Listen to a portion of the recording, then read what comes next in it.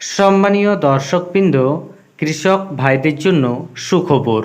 2024 সালে পূর্ণাঙ্গ বাজেট পেশ করল কেন্দ্রের মোদী সরকার। এই বাজেটে কৃষকদের জন্য প্রচুর পরিমাণ অর্থ বরাদ্দ করা হয়েছে।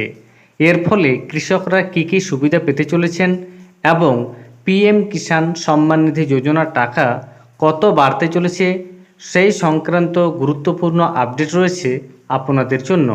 তাই ভিডিওটি দেখুন এবং চ্যানেলে নতুন হয়ে থাকলে ছোট্ট চ্যানেলটি সাবস্ক্রাইব করে নোটিফিকেশন অল করে রাখতে ভুলবেন না। এবং যেসব ব্যক্তি ইতিমধ্যেই সাবস্ক্রাইব করে রেখেছেন তাদের জানাই আন্তরিক ধন্যবাদ। দেখুন এই নিয়ে প্রতিবেদনে কি বলা হয়েছে। বলা হচ্ছে, মোদী সরকারের তৃতীয় মেয়াদের প্রথম বাজেট 23শে জুলাই সংসদে কেন্দ্রীয় বাজেট পেশ করেছেন দেশের অর্থমন্ত্রী নির্মলা সীতারামন। এই বাজেটে কৃষি খাতে বিশেষ নজর দেওয়া হয়েছে। কৃষকদের আয় বাড়াতে একগুচ্ছ পদক্ষেপও নেওয়া হয়েছে। কৃষক ও কৃষি খাতের জন্য বাজেটে 1.52 লক্ষ কোটি টাকা বরাদ্দ করা হয়েছে। এই তহবিল দিয়ে কৃষি ও সংশ্লিষ্ট খাতের জন্য নানান পরিকল্পনা করা হবে। উল্লেখ্য, অর্থমন্ত্রী নির্মলা সীতারামনের টানা সপ্তম বাজেট ছিল এটি।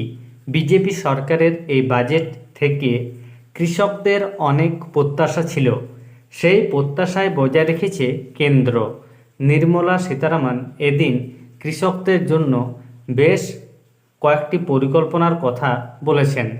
জানানো হয়েছে যে 2024 সালের বাজেটে কেন্দ্রীয় সরকারের ফোকাস কৃষি পরিকাঠামো শক্তিশালী করা, কৃষিতে প্রযুক্তির প্রচার এবং প্রাকৃতিক চাষের দিকে কৃষকদের ঝোঁক বাড়ানো। তবে প্রধানমন্ত্রী এখনও কিষাণ সম্মান নিধি এবং এমএসপি এর পরিমাণ বাড়ানোর বিষয়ে বাজেটে কোনো ঘোষণা করেননি। চলতি বাজেটে কি কি উপহার পেলেন কৃষকরা? Digital public infrastructure DPI. দেশের 400 জেলায় ডিপিআই ব্যবহার করে খরিফ ফসলের ডিজিটাল জরিপ করা হবে, যাতে 6 কোটি কৃষক এবং তাদের জমির পরিমাণ যুক্ত করা হবে। জনসমর্থ ভিত্তিক কিষাণ ক্রেডিট কার্ড 5টি রাজ্যে জারি করা হবে। গলদা চিংড়ি ব্রড স্টকের জন্য কেন্দ্রীভূত প্রজনন কেন্দ্রের নেটওয়ার্ক স্থাপনের জন্য আর্থিক সহায়তা প্রদান করা হবে। National bank for agriculture and rural development অর্থাৎ নাবার্ডের মাধ্যমে চিংড়ি চাষ এবং রপ্তানির জন্য অর্থায়ন সহজতর করা হবে। গ্রামীণ অর্থনীতিতে জোর দিতে এবং কর্মসংস্থান সৃষ্টির লক্ষ্যে জাতীয় সহযোগিতা নীতি প্রণয়ন করা হবে। 32টি কৃষি ও উদ্যান পালন এলাকায় 109 উচ্চ ফলনশীল এবং জলবায়ু বান্ধব ফসলের জাত কৃষকদের জন্য ছেড়ে দেওয়া হবে।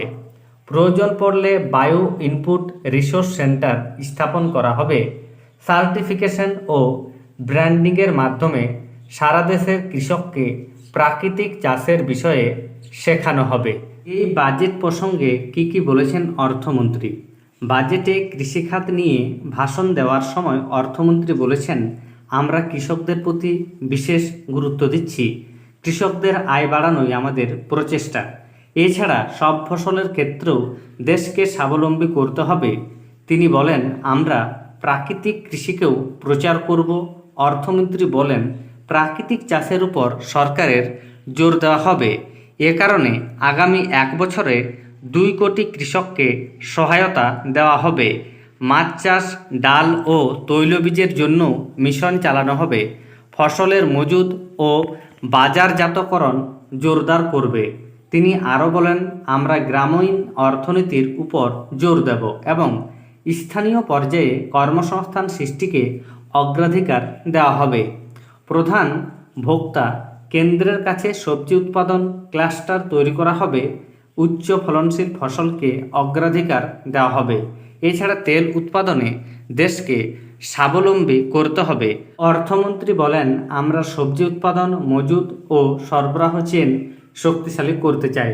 তাহলে দেখতে পাচ্ছেন কৃষিজাত ফসলের উপর এবং কৃষকদের উন্নতির জন্য বেশ কতগুলি নতুন পদক্ষেপ নেওয়া হয়েছে। ধন্যবাদ।